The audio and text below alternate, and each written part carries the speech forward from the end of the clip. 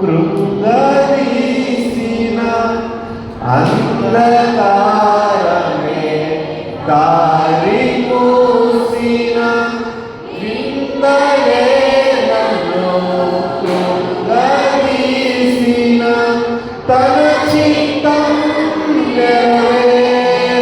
నెరవేర్చుతాడు గమ్యము వరకు నన్ను చేర్చుతాడు తన చిత్తం నెరవేర్చుతాడు గమ్యము వరకు నన్ను చేర్చుతాడు నడిపిస్తాడు నా దేవుడు శ్రమలోనైనా నన్ను విడువడు నడిపిస్తాడు నా దేవుడు శ్రమలోనైనా నన్ను విడువడు అడుగు తరబడినా అలసటపై గడినా అడుగులు తరబడినా అలసటపై పడినా చేయి పట్టి ఎన్ను తట్టి చక్కటి ఆలోచన చెప్పి చేయి పట్టి ఎన్ను తట్టి చక్కటి ఆలోచన చెప్పి నడిపిస్తాడు నా దేవుడు శ్రమలోనైనా నన్ను విడువడు. ప్రేమ కలిగిన మా తండ్రి మహోన్నతుడు ప్రభువా గొప్ప దేవుడు నాయన ఇదిగో తండ్రి మమ్మల్ని సున్నితస్తులు కాదు ప్రభు మమ్మల్ని బలవంతులుగా చేయడానికి ఇదిగో తండ్రి మమ్మల్ని ఏ స్థితిలో ఉన్నా మమ్మల్ని విడిచిపెట్టక ఏ శోధలో ఉన్నా మమ్మల్ని విడిచిపెట్టక ప్రభువా మమ్మల్ని నడిపిస్తానని వాగ్దానం చేశావు ప్రభువా ప్రభువా అన్ని చోట్ల నాయన నువ్వు మమ్మల్ని నడిపిస్తూనే ఉన్నావు ప్రభువా ఇదిగో తండ్రి ఇశ్రాయేలు ప్రజలు ప్రభువా ఐగుప్తు నుంచి తోడుకొని వచ్చినప్పుడు ప్రభువా 6 లక్షల మందిని ఇదిగో తండ్రి ఎర్ర సముద్రం దాటించేటప్పుడు తోడుగా ఉన్నావు అరణ్యమంతట్లోనూ తోడుగా ఉన్నావు ప్రభువా అనేక చోట్ల ప్రభువా నడిపిస్తూనే వచ్చావు నీ ప్రవక్తలు నడిపించావు నీ యాజకులు నడిపించావు నీ రాజులు నడిపించావు నీ అపోస్తులు నడిపించావు నీ సంఘాలు నడిపించావు ప్రభువా ఈరోజు నాయన మమ్మల్ని నడిపించండి ఇదిగో తండ్రి సోదరుల్లో కష్టాలు ఎరికి ఇబ్బందులు ప్రభువా మమ్మల్ని వదిలేక మమ్మల్ని నడిపించండి మీరు నాతో నడుస్తారు అని చెప్పి వాగ్దానం చేశావు నాయన మీరు మాతో నడవండి ఇదిగో తండ్రి ఒకవేళ మేము ఒంటరిగా మేము ఒంటరిగా ఉన్నా మేము ఒక్కరిలో ఉన్నామని మాకు అనిపిస్తే ప్రభువా మిగిలిన తండ్రి మమ్మల్ని ధైర్యపరచండి మీ వాక్యంతో మమ్మల్ని ఉత్తేజింప చేయండి ప్రభువా మీరు ఉన్నారని మేము నమ్మకంతో ప్రభువా మేము మా జీవితంలో ధైర్యంగా కొనసాగుటకు మాకు గురుకుల క్షేమంలో దయచేయండి ప్రభా ఇక్కడ చేతులకు బిడ్డలు బట్టి వందనాలు చేయించుకుంటే ఇంకా ఎవరైతే రాబోతున్నారో వాళ్ళ తోడుగా నడిపించండి ఇప్పటి వరకు మమ్మల్ని పాటలతో ఆరాధించున్నాను ఆయన అతి శక్తిని దయచేసినందుకు వందనాలు అతి అవకాశాలు దయచేసినందుకు వందనాలు అనారోగ్య కారణంగా పనులు వల్ల ఇదిగో తండ్రి మందిరానికి రాలేకపోయిన వారిని క్షమించండి ప్రభా మరొకసారి వారు మీ మందిరంలోకి వచ్చిన వారికి సమయంలో దయచేయండి చుట్టూ బిడ్డను బట్టి వందనాలు దీవించి ఆశించి బలపరిచి ప్రతి ఒక్కరికి సంస్థలు జ్ఞాపకం చేసుకునే ఒక మందిరాన్ని దయచేసి వందనాలు చేయించుకుంటూ నలుగురు ఫౌండేషన్ వారిని మీకు సంస్థలు జ్ఞాపకం చేసుకునే అధికారులను ఇదిగో తండ్రి నాయకులను మీ సన్నిధానంలో ఆశ్రయించి బలపరిచి ప్రభువును ప్రియకుమారైనటువంటి యేసు క్రీస్తు వారి పేరున ఈ ప్రార్థన అడుగుతున్నాం తండ్రి ఆమేన్ ఆమేన్ ఆమేన్. దయచేసి అందరూ కూర్చోవలసిందిగా ప్రభు పేరున మనం చేసుకుంటున్నాం పిల్లలు.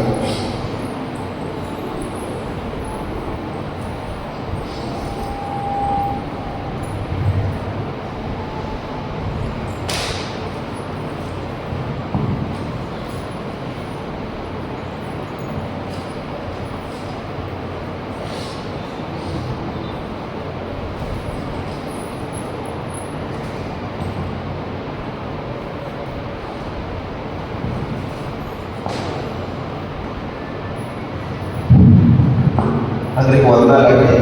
బాగున్నారా? ప్రభు కృపను బట్టి మళ్ళీ మీతో దేవుడు వాక్యాన్ని పంచడానికి దేవుడి దేవుడి కృపను బట్టి వాగ్దానం చేస్తున్నాను. గత దినాల్లో 2 కూడికలు జరిగినాయి. నాగేశ్వర వారి కూడిక జరిగింది. అందులో కొంతమంది వచ్చారు. నిన్న రాత్రి ఉపవాస కూడిక జరిగింది. అందులో కొంతమంది వచ్చారు. 2 షాట్లు కూడా నేను ఒక స్పెషల్ పర్సన్ని ఇంట్రడ్యూస్ చేశాను. ఈరోజు కొత్తగా వచ్చిన వారికి కూడా నేను ఇంట్రడ్యూస్ చేయాలి. ఇదే లాస్ట్ సాధ్యం. ఒక 2 వీక్స్ బ్యాక్ నాకు మ్యారేజ్ అయింది.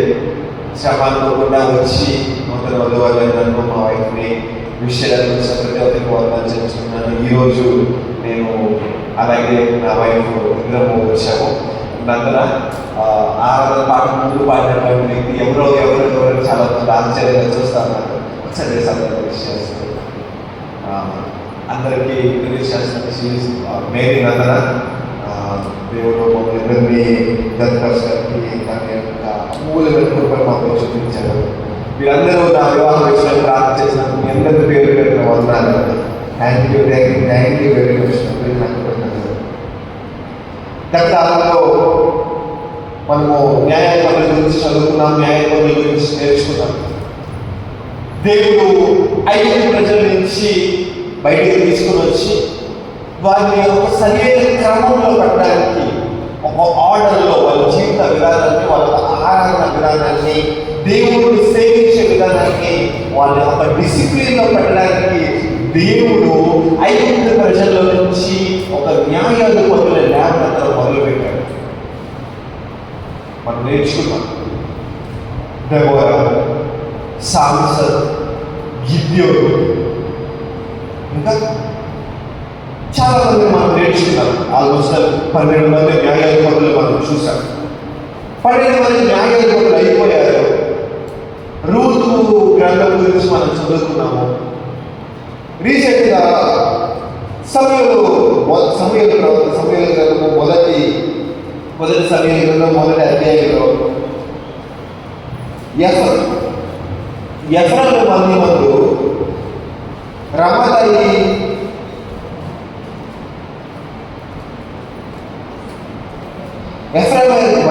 ఎఫ్రాయిము మందు రమాదేశంలో పట్టణస్థులు పట్టణపు వాడు ఒకడు ఉండేను అన్న ఒక విషయం గురించి మనం నేర్చుకున్నాం.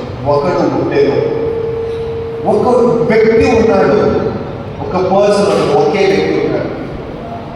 ఆ యొక్క వ్యక్తి ద్వారా దేవుడికి ఎట్లా మహిమ కలిగింది, ఆ యొక్క వ్యక్తి జీవితం ద్వారా ఎలా మహిమ పొందుతున్నాడు. గతంలో చదువుకున్నటువంటి రూతు యెరూషలేము పట్టణస్థురాలు, ఇశ్రాయేలు బిడ్డ, యూదా గోత్రస్థురాలు. ఎవరు? ఒక మోయాబీయురాలు. దేవుడికి నమ్మకంగా ఉంటాను, నీ తిరస్కరింపబడ్డ జనాంగంలో నుండి నేను దేవుడి బిడ్డగా ఉంటాను, దేవుడికి ఇష్టంగా జీవిస్తాను, దేవుడి బిడ్డగా మారుతాను అని వాగ్దానం చేసుకుంటే దేవుడు వాడుకోవడానికి ఇష్టపడ్డాడు. దేవుడు తన యొక్క లైఫ్ని బిల్డ్ చేసుకోవడానికి తిరస్కరింపబడినటువంటి జనాంగంలో నుంచి ఒక పీస్ తీసుకొచ్చి తన బ్లడ్ లైన్ బిల్డ్ చేసుకోవడానికి ఉపయోగించుకుంటాడు. రూతు తిరస్కరింపబడినటువంటి జనాంగం, శపించబడినటువంటి జనాంగం, మోయాబీయురాలు ఎందుకు తను వాడుకున్నాడు? అది ఇష్టపడింది, దేవుడు బిడ్డగా ఉండడానికి ఇష్టపడింది. ఇశ్రాయేలు ప్రజలై దేవుడి యెహోవాను సేవించడానికి ఇష్టపడింది. అందుకు దేవుడు పిలిచి ఆమెను వాడుకున్నాడు. ఈరోజు మనము దేవుడి బిడ్డలుగా జీవిస్తున్నాము. మన ద్వారా దేవుడికి ఎంత మహిమ కలుగుతుంది. అన్ని జనుల ద్వారా దేవుడి నామానికి మహిమ కలుగుతుంది.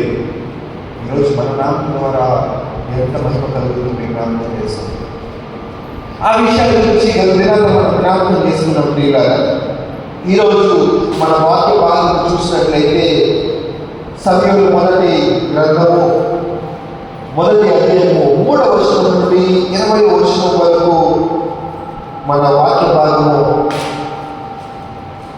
20వ వచనం వరకు మన వాక్య భాగం చేసుకుందాం. ఇలా వాక్య భాగంలో వెళ్ళే ముందుగా వచ్చిన మాట ప్రార్థన చేసి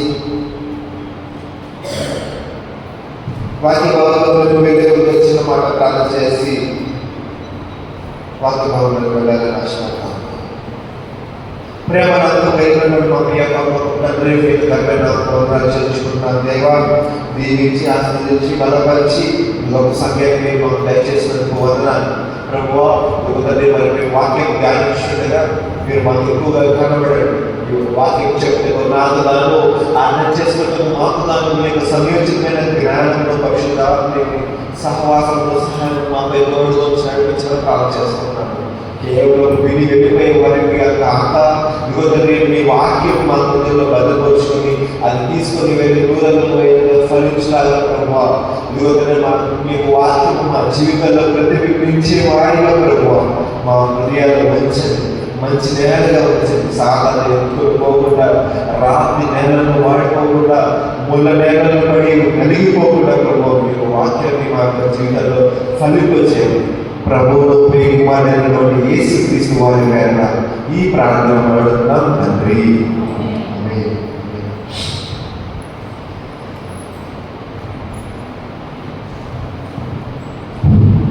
మొదటి వచనం నుంచి చదువుతున్నాము. మొదటి సమయంలో మొదటి అధ్యాయము మొదటి వచనం నుండి చదివి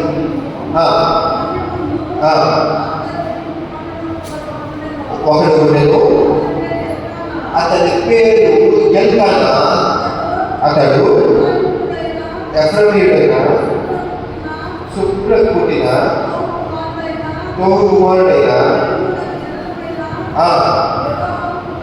యెరోహాము కుమారుడు. ఎల్కానాకు 2 భార్యలుండేది. వీరిలో ఒక దాని పేరు హన్నా, రెండవ దాని పేరు పెనిన్నా. పెనిన్నాకు పిల్లలు కలిగి కానీ హన్నాకు పిల్లలు లేకపోయిరి. ఇతడు షిలోముకు సైన్యములకు అధిపతి యెహోవాకు మొక్కుబడులను బలులను అర్పించుటకు ఏటేటా తన పట్టణములు విడిచి అర్చనకు పోయించుండెను. ఆ కాలమందు ఏలీయు 2 కుమారులు హొఫ్నీ ఫీనెహాసులు యెహోవాకు యాజకులుగా ఉండిరి. ఎఫ్రాయిము కాపురంలో ఉండే ఒక వ్యక్తి ఉన్నాడు. అతని పేరు ఎల్కానా. అతనికి 2 భార్యలు ఉన్నారు. మొదటి భార్య పేరు పెనిన్నా, రెండవ భార్య పేరు హన్నా. పెనిన్నాకి పిల్లలు ఉన్నారు, హన్నాకి పిల్లలు లేరు. సైన్యములకు అధిపతి యెహోవాకు ఏటేటా అర్పణలు బలులు అర్పించడానికి తన ప్రాంతము విడిచి షిలోముకు అతను వచ్చి బలులు అర్పిస్తూ ఉన్నాడంట. అర్థమైంది? బైబిల్లో మొట్టమొదటిసారిగా రాయబడినటువంటి మాట సైన్యములకు అధిపతి అయిన యెహోవా.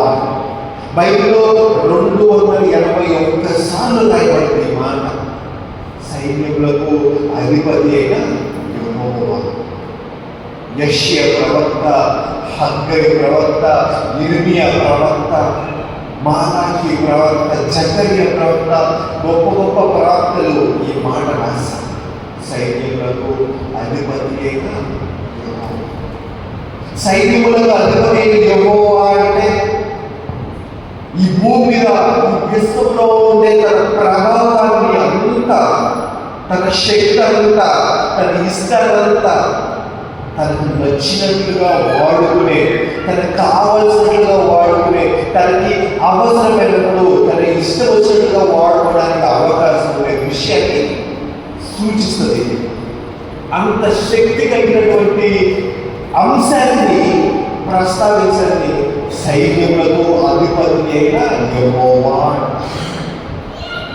సైన్యములకు అధిపతి యెహోవా అంటే భూమి మీద ఉండే అన్ని సైన్యాలు ఆయనకి సొంతము అని చెప్పొచ్చు. ఆకాశంలో ఉండే నక్షత్రాలన్నీ కూడా ఆయన సొంతము అని చెప్పొచ్చు.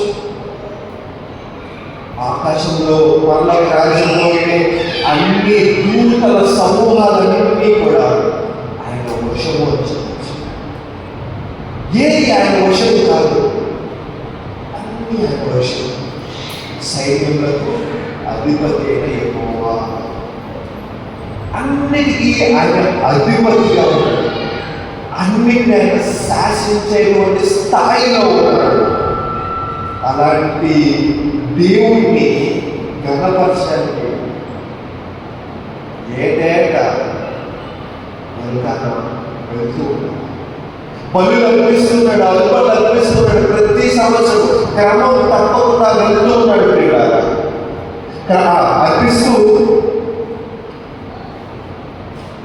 4వ వచనం, ఎంత తన అర్పణ చేసిన వాడు తన భార్యకు పెరిగినాకు దాని కుమారులకు కుమారులకు పాలు ఇచ్చి వచ్చును. కానీ హన్న తనకు ప్రియముగా ఉన్నందున ఆమెకు 2 పాలు ఇచ్చుచూ వచ్చెను. యెహోవా ఆమెకు సంతానము లేకుండా చేసెను. గమనించారా ఈ మాట? ఇందాకేం చెప్పుకున్నాము? పెరిగినాకు పిల్లలు ఉన్నారు, హన్నాకు పిల్లలు లేరు. ప్రతి సంవత్సరము దేవుడికి అర్పణలు బలులు అర్పిస్తున్నాడు వెళ్తారు. ఇక్కడ ఏం చదువుకున్నాము? యెహోవా హన్నాకు పిల్లలు లేకుండా చేసేది, పిల్లలు లేకుండా చేసేది. ఏదైనా దేవుడు ఇలాంటి మాటలు రాయించాడు అంటే పిల్లలు లేకుండా చేసేను. దేవుడు అంజూరపు చెట్టు వైపు చూసేను, అందులో అంజూరపు లేకపోయాను, అది అంజూరపు చెట్టు కాదు, అయినా కానీ దేవుడు దాని వైపు చూశాడు.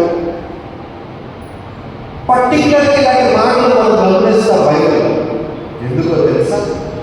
మనం బాగా గమనించాల్సిన ఒక విషయం, బాగా గమనించాల్సిన ఒక కాంటాక్ట్ కదా. ప్రతి సంవత్సరం బలు అర్పిస్తున్నాడు, ప్రతి సంవత్సరం అర్పణలు అర్పిస్తున్నాడు. దేవుడే హన్నాకు పిల్లలు ఇవ్వలేదు, హన్నాకు పిల్లలని దేవుడికి ఇవ్వలేదు. ఆలోచన యెహోవా ఆమెకు సంతానం లేకుండా చేసిన హేతువును బట్టి ఆయన వైర్యము పెరిగిన ఆమెను విసిగించుటకై ఆమెకు కోపం పుట్టించుతూ వచ్చెను. ఎల్లగా ఆమెకు ఏటేటా ఆ రీతిగా చేర్చున్నదన అన్న యెహోవా బలులకు పోయినప్పుడల్లా ఆమె కోపము పుట్టించిన కనుక ఆమె భోజనం చేయక ఏడ్చుచూ. ప్రతి సంవత్సరము దేవుని మందిరానికి వచ్చినారు, ప్రతి సంవత్సరం బలు అర్పిస్తున్నాడు.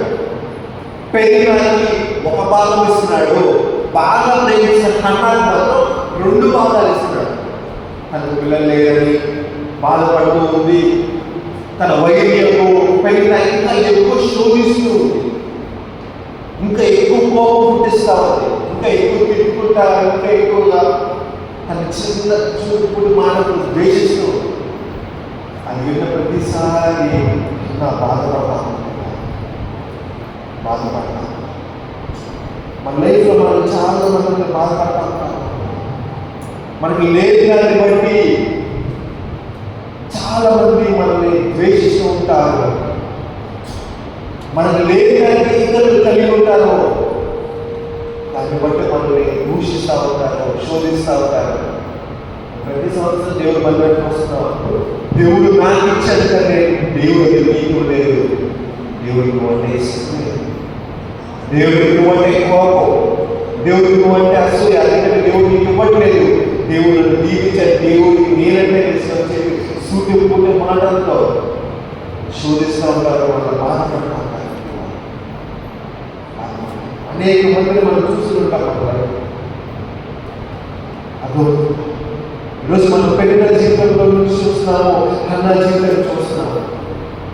ప్రభువా నా తోటి వారికి లేదు ప్రభువా, నా తోటి వారికి లేదు ప్రభువా, నువ్వు వాళ్ళని ఆశ్రదించిన దేని బట్టి అయితే ఆశ్రదించావో అది కూడా వాళ్ళని బట్టి ఆశ్రదించు. అర్థం చేసే వారి సూర్యుడు మాట్లాడతాం, మనం ఇద్దరిని బాధపడే వాడుతున్నాం. నాకు అనిపిస్తుంది పెళ్ళినాకి బాగా క్రమంగా అనిపిస్తాం. తన వైద్యుడైనటువంటి అన్నాన్ని చూసి సూటిపుట్టి మాటలతో బాధపడటం, కోపం తెప్పిస్తా ఉంది. అన్న మాత్రం ఏడుస్తా దేవుడి మందిరానికి వెళ్ళి ప్రార్థన చేస్తాం. ప్రార్థన చేసి ఏమి తెలుగులో ఉపవాసం ఉండి ప్రార్థన చేస్తా ఉన్నప్పుడు 8వ వచనం, ఆమె పెరిమిటి ఎలకాల, అన్నా నీవెందుకు ఏడుస్తున్నావు? నీవు భోజనము మానుట ఎలా? నీకు మనోవిచారం ఎందుకు కలుగుతున్నది? 10 మంది కుమారుల కంటే నేను నీకు శ్రేష్టమైన వాడు కాదా అని ఆమెతో చెప్పుచూ వచ్చాను. వారి క్షణంలో అన్నపాత్రలు పుచ్చుకున్న తరువాత హన్నా లేచి ఆగిపోయిన ఏ మందిర స్తంభం దగ్గర అసలంగా కూర్చుని ఉండగా బహు దుఃఖాక్రాంతులై వచ్చి యెహోవా సన్నిధిని ప్రార్థన చేయించు బహుగా చూసాను. ఈరోజు మనం చూద్దాం కదా, ఈరోజు ఇక్కడి నుంచి మనం గమనించాల్సిన అంశము, మన జీవితంలో మనము అప్లై చేసుకోవాల్సిన, ఆపాదించుకోవాల్సిన విషయాల గురించి మనం గమనించుకున్నాం. ప్రతి ఆరాధన కూడికలోనూ విరివిగా పాల్గొంటున్నావేమో. పాటల పాఠంలో కానీ, బైబిల్ చదవడంలో కానీ, ప్రార్థనలో అటెండ్ అవడంలో కానీ, పరిచర్యలో కానీ, మందిర పనుల్లో కానీ బాగా విరివిగా పాల్గొంటున్నావేమో. దేవుడు మీ ప్రార్థనగా ఆన్సర్ ఇవ్వట్లేదా? మనం చదువుతున్నాము, యెహోవా ఆమెకు సంతానము లేకుండా చేసి. మేబీ నీ లైఫ్లో ప్రార్థన చేసినటువంటి ఆన్సర్కి, నువ్వు ప్రార్థన చేసినటువంటి సమస్యకి దేవుడు ఆన్సర్ ఇంకా ఇవ్వకుండా ఉన్నాడేమో. దేవుడు ఆన్సర్ ఇవ్వడానికి ఇష్టపడుతున్నాడు. ఎలాగో తెలుసా? దేవుడు మందిరంలోనికి వచ్చి ఏడుస్తూ ప్రార్థన చేస్తాడు. ఇంకా చదువుకుంటున్నాం మన మాట, బహు దుఃఖాక్రాంతులై ఏడుస్తూ దేవుడి మందిరంలోకి దేవుడి యెహోవా సన్నిధిని ప్రార్థన చేయించుకోగా ఏడ్చి 11వ వచనం, సైన్యంలో అధిపతి యెహోవా నీ సేవకులను కలిగిన శ్రమను చూచి నీ సేవకురాలైన నన్ను మరో జ్ఞాపకం చేసుకొని నీ సేవకురాలైన నాకు మరో పిల్లలను దయచేసిన ఎడల వారి తల మీద ఎవరకు తల్లిని ఎప్పటికీ రానియక వాడి బ్రతుకులన్నిటిలో నేను వారిని యెహోవాకు నీకు అప్పగించునని మొక్కుబడి చేసుకునేమో. చూడండి, ఇంతకాలము ఆత్మలు అనిపిస్తూ ఉంది, దేవుడి యొక్క మందిరంలో నమ్మకంగా జీవిస్తాం. ఏ రోజైతే తనకు బాగా దుఃఖము, బాగా శోధన విపరీతంగా పెరుగుతూ ఉంది, ప్రతి ఏటా ఆత్మలు అనిపిస్తున్నాడు, ప్రతి ఏటా తనని తెలియక యోచిస్తూనే ఉంది. ఒకరోజు బాగా దుఃఖాక్రాంతులయ్యి దేవుడు మందిరంలో వచ్చి దేవుడితో వాగ్దానం చేసుకుంది, ఒక ప్రామిస్ చేసుకుని, ఒక నిబంధన చేసుకుంది. నీ సేవకురాలైన నేను మర్చిపోమాకు. సైన్యముల అధిపతి యెహోవా ఈ యొక్క సమయంలో నేను వేడుకున్న నాకు మగ పిల్లవాడిని దయచి, ఆ మగ పిల్లవాడిని పుట్టిన నాటి నుంచి నీకు నాజీలు చేస్తాను.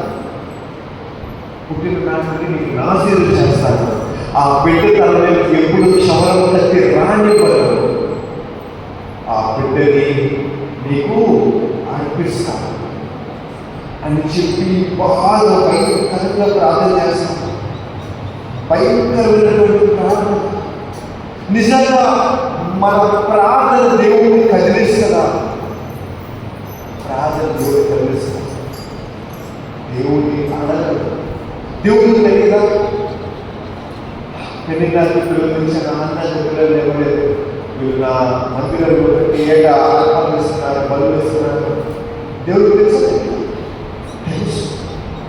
కానీ ఆ ప్రేయర్, ఆ యుఫోరియా అంటే తనకు కావాలి అన్న ఆ అర్జ్ తనలో నుంచి రావడానికి, తనలో నుంచి ఆ నిబంధన రావడానికి దేవుడు వెయిట్ చేస్తూ కీర్తనకారులు రాసినటువంటి 6వ కీర్తన విన్నారా?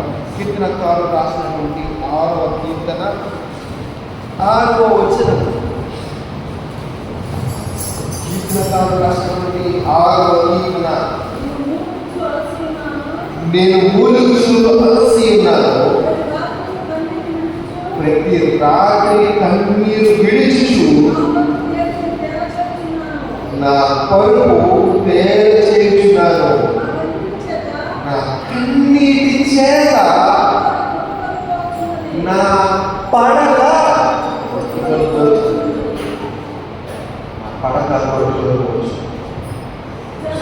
చాలా నిజంగా మన ప్రార్థనలు అంత ధైర్యమైనగా ఉన్నాయండి. దేవుడికి మనము అంత రీతిగా, అంత దౌర్యంగా వెళ్ళిపోయి మళ్ళీ మనం తగ్గించేసుకొని దేవుడికి మనం ప్రార్థన చేస్తాం. మన సమస్యను బట్టి ఎట్టి రీతిగా ప్రలాపిస్తున్నాం, దేవుడికి ఎట్టి రీతిగా దేవుడికి కనిపిస్తున్నాం. ప్రార్థన ద్వారా ఎట్టి రీతిగా సమస్యలు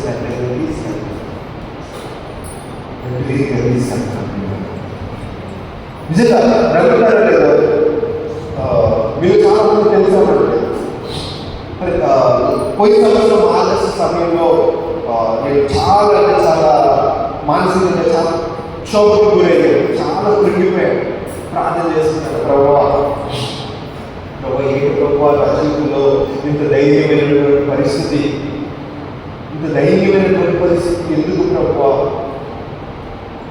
నేను ప్రతి సంవత్సరము ప్రతి దినము ఈ యొక్క మందిరంలోనే ఉంటున్నాను, ఈ యొక్క పరిచయం చేస్తున్నాను.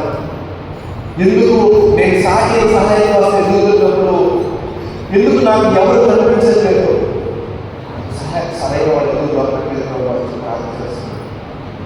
అందుతారు మీరు, నేను ఎంతగా దేవుడికి ప్రార్థిస్తాను, ఎంతగా దేవుడిని అడిగాడంటే, ఎంతగా దేవుడు నా ప్రార్థన బతుకున్నాడంటే నాకు నిద్ర పడ్డాను. అర్ధరాత్రి 1 గంట 2 ఆ టైంలో నేను లేచి కార్ డ్రైవ్ చేసుకుంటాను. నైట్ ఎవరు లేరు, నాన్న ఇంటి వాళ్ళు, అమ్మ నాన్న వాళ్ళు ఇంటి వెళ్ళి వాళ్ళు అన్నారు. నేను కింద ఉన్నాను, నాకు నిద్ర పడలేదు. ప్రార్థన చేసుకుంటాం, ప్రభావ ఏంటి ప్రభావ ఇలాంటి క్షోభ ఎందుకు, ఇలాంటి సమస్యలు ఎదుర్కొంటున్నాను, చేసిన సమాధానం ప్రభావం చెప్పి బాగా ప్రార్థన చేస్తాను. ఇంట్లో ఉన్నది కాలేదు, బయటకు వెళ్ళిపోవాలనిపిస్తాను. వెంటనే నేను కారు తీసుకుని డ్రైవ్ చేసుకున్న బయటకు వచ్చేసి వర్షం పడతా ఉంది. నేను డ్రైవ్ చేసుకుంటూ ఒంగోలు వెళ్ళిపోయాను. ప్రార్థన ఉండగానే ఎవ్వరు లేదు, నేను ఒక్కగా ఇంట్లో చెప్పలేదు. డ్రైవ్ చేసుకుంటూ కొత్త పట్టుకుని వెళ్ళిపోయాను. సముద్రం దగ్గర కావాలి, సముద్రం దగ్గర చెప్పులు లేవు, ఫోన్ లేదు, మీరు కార్లో పడేసి కార్కి ఒకటి నడుచుకుంటూ చుట్టూ వెళ్ళిపోయాను. తుప్పలు పడతాను, బాగా రైతు తుప్పలు పడతాను. ప్రార్థన చేసుకుంటాం, కళ్యాణం వస్తాను. ఎందుకు నాకు శోభం, నాకు ఎండగొట్టి దుఃఖము, ఎందుకు నాకు యాభై, నేను నమ్మకస్తుడిగా లేక, నేను ఇష్టడుగా లేక, నా మనసులో ఎటువంటి నీకు ఇష్టమైనటువంటి లేదా క్షమించుకోవాలి, క్షమించు, నీకు ఇష్టమైన లేదా నాకు చెప్పు అని చెప్పి తెలుసుకోవాలి. నీకు ఇష్టడిగా నేను బాగా ప్రార్థన చేస్తాను. నాలో నుంచి ఎప్పుడు నేను చేసుకోవాలన్నటువంటి తీర్మానం ప్రభువా, ప్రతి సంవత్సరము ఖచ్చితంగా నా సొంత ఖర్చుతో నేను సంఘానికి కానీ మందిరాన్ని కానీ ఎవరిని కూడా అడగకుండా ప్రతి సంవత్సరం నేను చిన్నపిల్లల VBS చేస్తాను ప్రభువా అని చెప్పి నేను ప్రార్థన చేస్తున్నాను. ఖచ్చితంగా ప్రార్థనకి జవాబు దొరుకుతుంది అంటారు. నేను ప్రార్థన చేస్తూ తిరిగి మళ్ళీ నేను వచ్చేసాను. 3:30-4 నేను వెళ్ళిన సంగతి ఎవరికి తెలియదు, నేను ప్రార్థన చేస్తున్న సంగతి ఎవరికి తెలియదు. మీరు చూసే ఉంటారు సంఘంలో VBS మొన్న సమ్మర్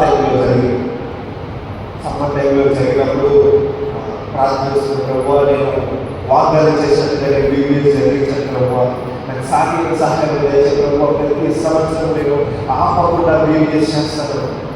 వెకేషనల్ బైబిల్ స్కూల్ దేవుడు ఇచ్చిన పిల్లలు పరిచయం చేస్తాను. క్రీస్తు ఇచ్చిన పిల్లల నాటకాలు ప్రభువా నాకు అంటే ఆర్థికంగా నాకు దయచి నాకు నాణ్యత చెప్పిన దాన్ని బట్టి నేను దేవుడిని నమ్ముకున్నాను, నాణ్యత చెప్పిన దాన్ని బట్టి నేను ఈరోజు క్రీస్తులో ఉన్నాను అని చెప్పడానికి నాకు ఆర్థికంగా ఇవ్వు ప్రభు అని చెప్పి నేను దేవుడు వాగ్దానం చేస్తున్నాను. అలాగే నేను చేస్తాను ప్రభు అని చెప్పి నేను ప్రార్థన చేసినందుకు కొత్తపేట అనే ఊరిలో కొత్తపేట బ్యాప్టిస్ట్ చర్చ్లో సండే స్కూల్ టీచర్గా ఆల్రెడీ చిల్డ్రన్ మినిస్ట్రీలో విరివిగా పనిచేస్తున్నటువంటి మేరీ రత్నాన్ని దేవుడు నాకు జీవిత భాగ్యస్వామిగా దేవుడు నా జీవితంలో నడిపించారు. అందుకే దేవుడికి నేను వాగ్దానం చేస్తున్నాను. ఈరోజు నీ యొక్క జీవితంలో ఒక ఆన్సర్ లేనటువంటి క్వశ్చన్లో ఉంటుంటే మాత్రం నీలో నుంచి ఒక వాగ్దానం దేవుడికి, నీలో నుంచి ఒక ప్రమాణము, నీలో నుంచి ఒక ప్రామిస్ నిబంధన దేవుడికి చేసుకోవాలని దేవుడు ఆశపడతాడు. దేవుడు ఆశపడతాడు. ప్రభువా నా జీవితంలో నుంచి ఏదైనా ఇష్టం లేకుంటే అది తీసేస్తాను, నీకు నచ్చేది ఏదైనా నా జీవితంలో లేకపోతే అది నేను తెచ్చుకుంటాను.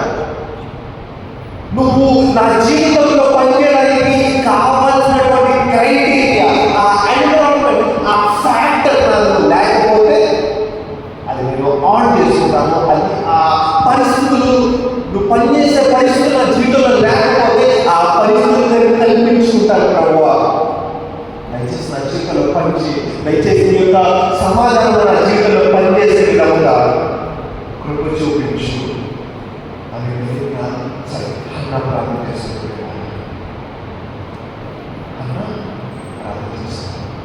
ప్రార్థన చేసుకుంటా ఉంది. భయంకరమైనటువంటి తన ఆత్మని, తన యొక్క దుఃఖాన్నంతా మందిరంలో కోసేసుకొని ప్రార్థన చేసుకుంటా ఉంది. చూద్దాం అన్నమాట.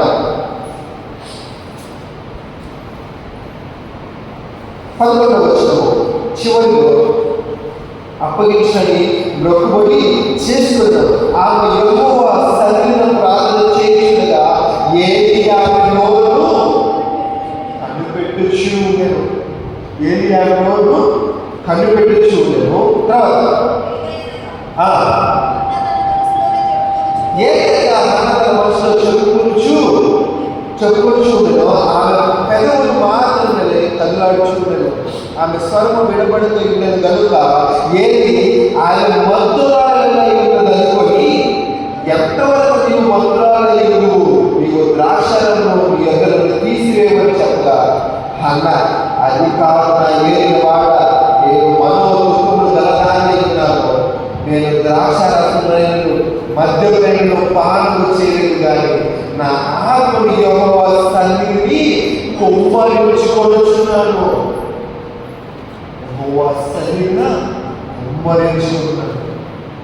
బాగా ప్రార్థన చేస్తూ ఉంది, బాగా ప్రార్థన చేస్తూ ఉంది. ఏలి చూశాడు ఆ వైపు, ఆమె పెదాల వైపు చూశాడు. ఆమె మనసులో ప్రార్థన చేసుకుంటా ఉంది.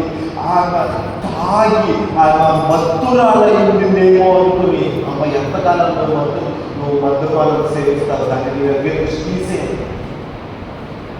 దేవుడి సన్నిధానంలో విపరీతంగా తను మర్చిపోయే విధంగా, ఇతరులు ఏమనుకుంటారో నా గురించి అనేది కూడా పట్టించుకోకుండా, నన్ను నేను దేవుడి మందిరంలో ప్రూవ్ చేసుకోవాలి, నా విశ్వాసాన్ని దేవుడి మందిరంలో ప్రూవ్ చేసుకోవాలి. దేవుడు ఈరోజు నా విశ్వాసాన్ని ఆయన యొక్క సన్నిధానంలో గమనించాలి అని చెప్పి తన యొక్క ఆత్మనంతా కుమ్మరించింది, తన ప్రాణాలంతా కుమ్మరించి, తన ప్రార్థన మొత్తాన్ని గమనించాలి. ఏదైనా మీ జీవితంలో సమస్య ఉంది, దానికి సమాధానం లేదు అంటే మాత్రం ప్రార్థన చాలా ముఖ్యం. ప్రియులారా, చాలా ప్రార్థన ముఖ్యం, చాలా ప్రార్థన ముఖ్యం. ప్రార్థన చాలా ముఖ్యం. అందుకే చాలా డిఫరెన్స్. ప్రార్థన అనేది చాలా ముఖ్యం, చాలా ప్రార్థన ముఖ్యం. మనిషి తన ప్రార్థన వల్ల ఏదైనా కార్యక్రమం బట్టి మనం హెల్ప్ చేస్తాం, ఏదైనా పరిచర్య అవసరమైతే మనం వచ్చి సహాయం చేస్తాం, ఏదైనా అవసరమైతే క్రీస్తులో మనం బాగా పనిచేస్తాం. వీటన్నిటిని బట్టి దేవుళ్ళని జ్ఞాపకం చేసుకుంటాడు, వీటన్నిటిని బట్టి దేవుళ్ళని దీవిస్తాడు అని అనుకుంటున్నారేమో. ఈరోజు హన్నా జీవితం మనకు ఒక ఉదాహరణ. తను ఎన్నో బలు అర్పిస్తున్నప్పుడు, ఎన్నో అర్పణలు అర్పిస్తున్నప్పటికీ కూడా సమాధానం లేని ప్రశ్న తన జీవితంలో ఉంటుంది. ఎప్పుడైతే తను ప్రార్థన చేసి తన యొక్క నిబంధన ఏర్పరుస్తుందో, దేవుడికి మొక్కుబడి చేసిందో,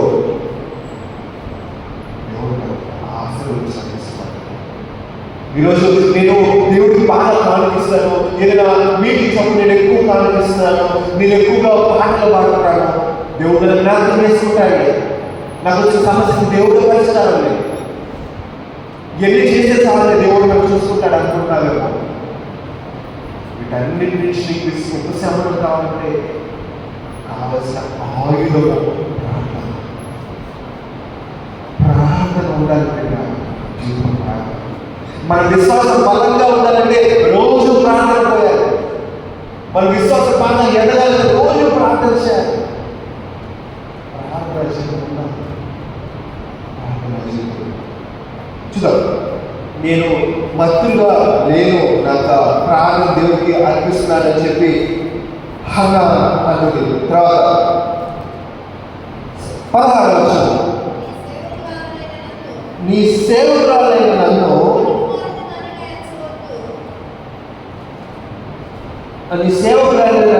పని దానిగా ఎంచవద్దు.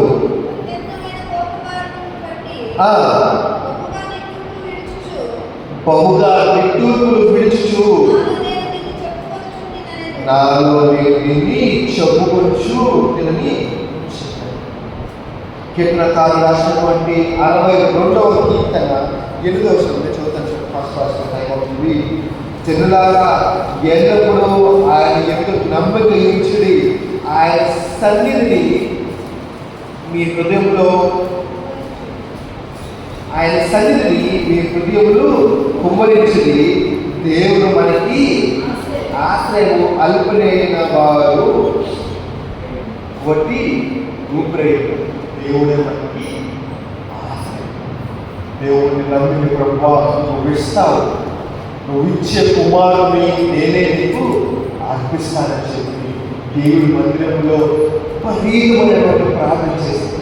తర్వాత 17వ వచనం, అంతటా ఏది నీవు క్షేమముగా వెళ్ళము, ఇశ్రాయేలు దేవుడితో నీవు చేసుకున్న మనవి ఆయన దయచేయుడు కాదు అని ఆయనతో చెప్తాడన్నమాట. ఆయన బాగా ఇంప్రెస్ అయిపోతారు. మనం ఎంత గొప్పగా ప్రార్థన చేస్తున్నావు, నీకు ప్రార్థన ఖచ్చితంగా దేవుడు వింటాడు, నువ్వు చేసిన మనవి ఖచ్చితంగా దేవుడు జ్ఞాపకం చేసుకుంటాడు. ప్రార్థన దేవుడిని కదిలించాలి. ప్రార్థన దేవుడు ఇంప్రెస్ అవ్వాలి. అప్పుడు దాకా ఏమన్నటువంటి ఆన్సర్ దేవుడు చూస్తూ ఉంటాడు. దేవుడే ఆన్సర్ ఆపి ఉంటాడు. మనకి అది ఎంత అవసరమో దేవుడికి మన ప్రార్థన ద్వారా దేవుడికి తెలియజేసినప్పుడు దేవుడు ఇంప్రెస్ అయిపోయి దేవుడు మనకి ఇచ్చేవాడు. దేవుడిని మెప్పించగలుగుతున్నావు అని ఒక ప్రార్థన జీవితం. మార్కు 5వ అధ్యాయంలో దేవుడు నడుచుకుంటూ వెళ్తున్నప్పుడు 12 సంవత్సరాల రక్తస్రావం స్త్రీ ఆయన అంగీ మాత్రం పట్టుకున్నా నేను స్వస్థపరచబడతానని చెప్పి వెళ్ళి ఆయన అంగీ మాత్రం పట్టుకుంటే వెంటనే క్రీస్తులో వచ్చి ప్రభావము ఆమెలోకి వెళ్ళి ఆమె స్వస్థపరచబడతాడు. దేవుడు అడుగుతాడు, ఎవరు నన్ను పట్టుకుంది? ఎంతమంది ఉన్నారు, ఎవరు పట్టుకున్నారన్నావు ఏంటి, ఎవరు పట్టుకున్నారన్నాడు. ఆవిడ భయపడుతూ బయటకు వచ్చి అయ్యా పరిస్థితి, నేను 12 సంవత్సరాలుగా నాకు ప్రకటిస్తూ ఉంది, నిన్ను పట్టుకుంటే నేను స్వస్థపరచబడతాను అని నమ్మారు, పట్టుకున్నాను, నాకు స్వస్థత జరిగింది అని అంటే యేసుక్రీస్తునే ఉంటాను. కుమారి, నీ విశ్వాసం నిన్ను సమాధానపై. ఈరోజు నీ యొక్క విశ్వాసం, ఈరోజు నీ ప్రార్థన జీవితము నీ యొక్క సమస్యల్ని కడతేర్చగలవు, నాశనం చేయగలవు. నువ్వు కేవలం నీ సమస్యలు మాత్రమే చూస్తా, నువ్వు చేసిన పనులు మాత్రమే చూస్తావు. దేవుడికి తెలియదా నీ సమస్యలని, దేవుడికి తెలియదా నువ్వు బాగా సహాయం చేస్తావని, దేవుడికి తెలియదా నువ్వు విరివిగా దేవుడి మందిరంలో పాల్గొంటున్నావు. కానీ నువ్వు దేవుడి మీద ఎంత ఆధారపడుతున్నావు, దేవుడు ఎంత ఆడుకుంటున్నావు అని తెలియజేసేది మాత్రమే ప్రార్థన. నువ్వు ఆయన మీద ఎంత దీనై ఉంటున్నావో అంత ప్రార్థన హన్నా కనబరిచింది. దేవుడు ప్రశ్న తర్వాత ఏం జరిగించున్నాం, సమాధానం వెళ్ళాలేపో అని ఏది అన్నప్పుడు 18వ వచనము, ఆ గతంతో నీ సేవకురాలైన నేను నీ దృష్టికి కృపణతులు దాటాలను. తర్వాత ఆ స్త్రీ తన దారిని వెళ్ళిపోయి భోజనం చేయొచ్చు ఆ నాట నుండి దుఃఖంగా ఉండట మానేను. తర్వాత వారు ఉదయమైన వేగమై లేచి యెహోవాకు మ్రొక్కి తిరిగి రామాలోకి తమ ఇంటికి వచ్చింది. అంతటి ఎల్కన్నా తన భార్య హన్నను కూడాను. యెహోవా ఆమెను జ్ఞాపకం చేస్తున్నాను కనుక హన్నా గర్భము ధరించి దినములు నింపుకున్నప్పుడు ఒక కుమారుని కని నేను యెహోవాకు మొక్కుకొని వీరిని అడిగినట్టుకొని వారికి సమూయేలు అని. వాళ్ళు అక్కడి నుంచి తిరిగి వచ్చేసారు. తర్వాత హన్నా గర్భం ధరిస్తుంది. నెలలు వెళ్ళిన తర్వాత ఒక కుమారుడు పుట్టాడు. నేను దేవుడిని అడిగాను, దేవుడు నాకు జ్ఞాపకం చేసుకొని వీడిని నాకు ఇచ్చాడు. వీడి పేరు సమూయేలు అని పేరు పెట్టాలని చెప్పి ఆ బిడ్డకి సమూయేలు అని పేరు. సమూయేలు అనే పేరు అర్థము దేవుడు విన్నాడు. ఈరోజు దేవుడు నీ యొక్క ప్రార్థనలు వినడానికి ఆశపడతాడు. దేవుడు నీ యొక్క ప్రార్థనలు వినడానికి ఆశపడతాడు. ఎలాగో తెలుసా, ఆయన మీద ఎక్కువ ఆధారపడి, ఆయన మీద ఎక్కువగా ఆడుకొని, ఆయనకి ఎంత అవసరమో, ఆయన నీ జీవితంలో ఎంతగా ఆధారం చేస్తున్నావో తెలుసుకోవడానికి ఆశపడతాను. రోజు నీ జీవితంలో సమాధానం ఎన్నో నాకు తెలియదు. ఆయన యొక్క సమాధానం నీకు ఎంత అవసరమో అంతే ప్రార్థించాలి, తగ్గి ప్రార్థించాలి.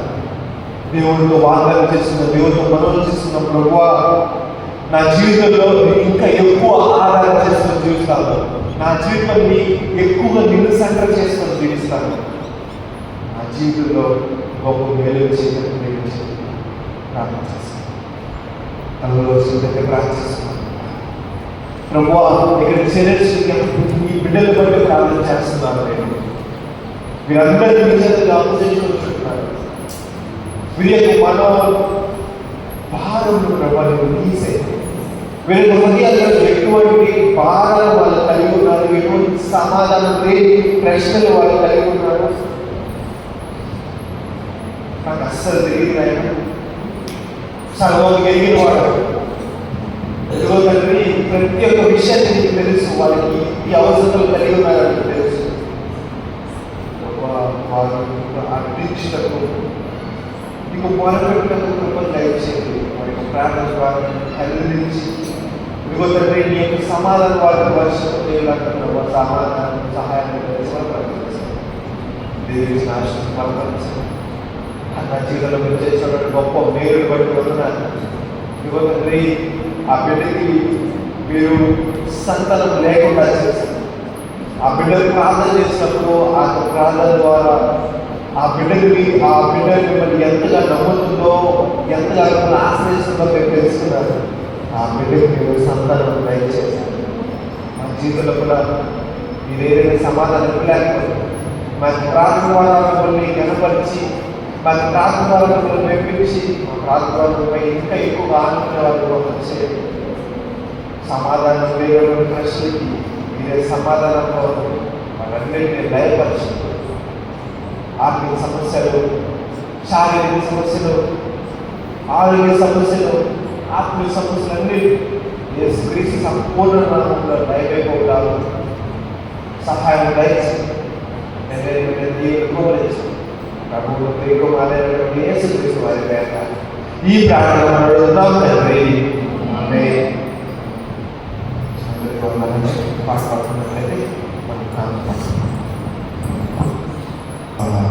అన్నయ్య ఈరోజు ఎర్లీ మార్నింగ్ ఫ్లైట్ అనమాట.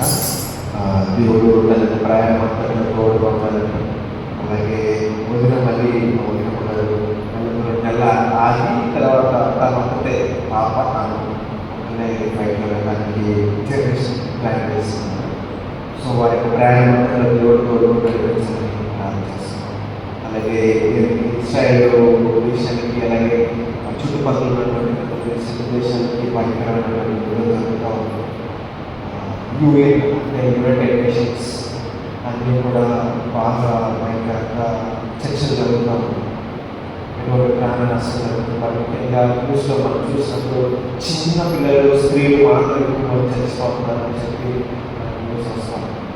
ప్రపంచ దేశాలని ఇస్రాయేల్ కేవలం చిన్న పిల్లలనే చంపేస్తుంది, చిన్న పిల్లలనే చంపేస్తుంది. ప్రపంచ దేశాలన్నీ ఇస్రాయేల్ని ద్వేషిస్తాం. అలాంటి పరిస్థితుల్ని త్వరగా క్లియర్ అయిపోయి దేవుడు మంచి సమాధానం ఇవ్వాలని, మన జీవితంలో కూడా దేవుడు ఈ సమాధానం కలిగాలని చెప్పి మన జీవితంలో చివరి